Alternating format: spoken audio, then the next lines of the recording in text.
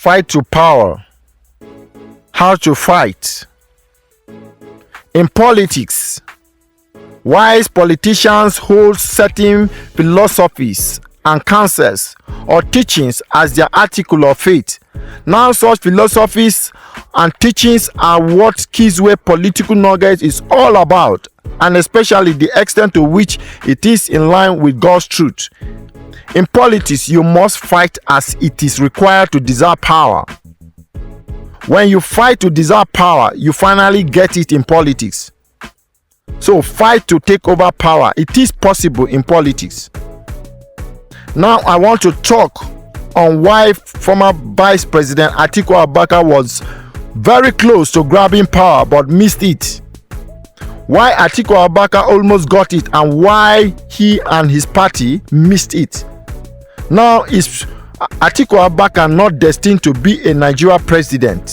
It was the then APC chairman that said Atiku Abubakar is not destined to be the president of Nigeria. This was made immediately after the announcement of the winner of the 2019 presidential election. But can such words have any meaning beyond how it has been spoken, and can they be proven wrong or right? Is there a defeater if such is the belief of other persons? In other words, can such words prevail should there be factors that can make them prevail, and can they be averted should there be factors that can make them to be of no effect or power? And come to think of it, what really happened to be the main reason why Atiku Abubakar missed the presidency in 2019? A time that was very okay and suitable for him to grab it. I shall be telling you why. Now, lest the title of this talk be misunderstood, the title of this talk is Fight to Power. How to fight and how not to fight. And I like to use the 2019 presidential race as a textbook example on how not to fight. And this is an open message to former Vice President Atiku Abubakar and the People's Democratic Party, his party. Now, I want to say this with a feeling of disappointment that PDP and its presidential candidate in 2019 never fought as true astute fighters, because astute fighters don't often lose golden opportunity, especially not the way the PDP and Atiku lost in the 2019 presidential race. I mean, just because of lack of ideas and lack of the suitable characters. Such caused them to lose the presidency in 2019. True fighters don't only have good ideas, but they are astute as to execute good ideas. As such is one of the excellent attributes in them, so as never to be taken unaware. Unfortunately, this is the principal thing that can be proven that Atiku and PDP never showed they had for the 2019 presidential race.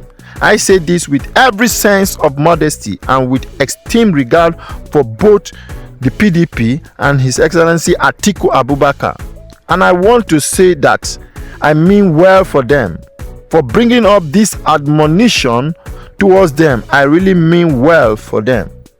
Nature has never presented to Atiku such an opportunity to become the president of Nigeria before as it did in 2019. A kind of opportunity he will most likely not see again in his lifetime, particularly if PDP care not to take heed in this admonition or take heed in admonitions such as this. Now, one might ask, are you God? Obviously, I cannot be God, and I cannot talk or act as God. But I pride myself on this, that by God's special grace, I do understand very well the principle that God has kept supreme in politics. I know whereof I speak about. Adams Oshiomhole said Atiku is never destined to be the president of Nigeria. Now, he may have said that without understanding what I understand, but such pronouncement will prevail and only possible to be averted if the former vice president go back to the message I sent to him since 2017, precisely before the 2019 presidential race. My understanding is not of my making, but a gift from the Most High God. This is the supremacy of this talk over every other reaction or opinion as regards to Atiku's loss in the 2019 presidential race. Now, it was very unfortunate for Atiku as regards 2019 presidential race when he surrounded himself mostly with people who lack both sound ideas and discerning abilities. I mean, people who are hardly foresighted and acumen. Concerning the 2019 presidential race, it was so obvious that people around him, whether from his main campaign groups or those mainly close to him or working for him for the purpose of the 2019 presidential race, almost all were unimpressive. People who were never truly astute or creative or discerning in their execution of plan, but some of whom were people who were only looking for the money that he, Atiku, can make available for them to spend and help themselves with, while some were only carried away by the articulate syndrome, in quote, and the excitement, especially what may possibly come out of it. I can defend this observation because I went close to them. Now let me say this as a daring assertion that Atiku Abubakar was not announced winner of the 2019 presidential race for just the reason from these factors I have just mentioned. This is how simple this can be said, but it is more than it may sound alluring or simple, but I shall leave the main details as a topic for another day. For such hidden reasons, a man will always lose favor with the god of politics, and it will then manifest in reality. This can explain why Atiku was not announced winner of the race, whether by INEC or by the court. I know whereof I speak about. This talk is not deliberately made alluring, but it is alluring because of it is based on the truth of God. It is a superior understanding that silently explains in the most insightful manner the outcome of the 2019 presidential race, whether that of the poll or that of the court.